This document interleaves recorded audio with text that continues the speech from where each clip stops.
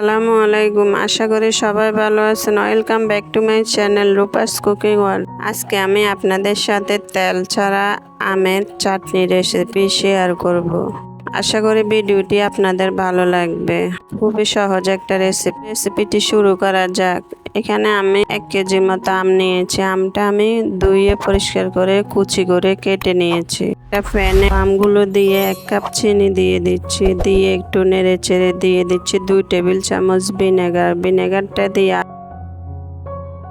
আবারও ভালো করে নেড়ে চেড়ে আমি একটা সাইডে রেখে দিচ্ছি। এখন একটা প্যানে নিয়ে নিচ্ছি 1 চা চামচ মরিচ জিরা, 1 চা চামচ ধনিয়া, 1 চা চামচ পাঁচফোড়ন। মশলাগুলো আমি লো হিটে 1-2 মিনিট ভেজে নিয়ে গুঁড়ো করে নেব। দেখে বুঝতে পারছেন আমগুলো থেকে অনেকগুলো পানি বের হয়েছে। এখানে আর কোনো পানি অ্যাড করব না। এই পানিতে আমগুলো সিদ্ধ হয়ে যাবে। আমের পানিটা শুকিয়ে আসছে। এখন নেড়ে চেড়ে দিয়ে দিচ্ছি 1/4 চা চামচ হলুদ গুঁড়া, 1/4 চা চামচ মরিচ গুঁড়া।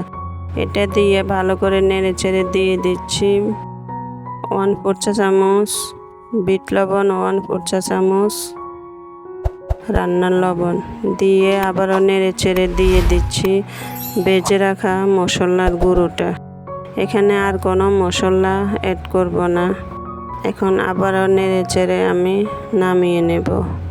এর গুঁড়াটা আপনারা যার যার স্বাদ মতো দিবেন। এই চাটনিটা তেঁতুলের চাটনিকে হার মানাবে।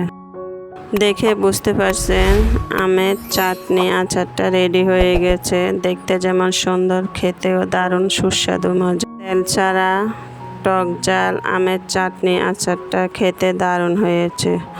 অনেক সহজভাবে বানিয়ে দেখিয়েছি। ভিডিওটি আপনাদের ভালো লেগেছে। যারা এতক্ষণ আমার সাথে ছিলেন তাদেরকে অসংখ্য ধন্যবাদ। ভিডিওটিতে একটি লাইক দিয়ে চ্যানেলটি সাবস্ক্রাইব করে রাখার অনুরোধ রইল। আজকের মতো এখানে বিদায় নিচ্ছি। আল্লাহ হাফেজ।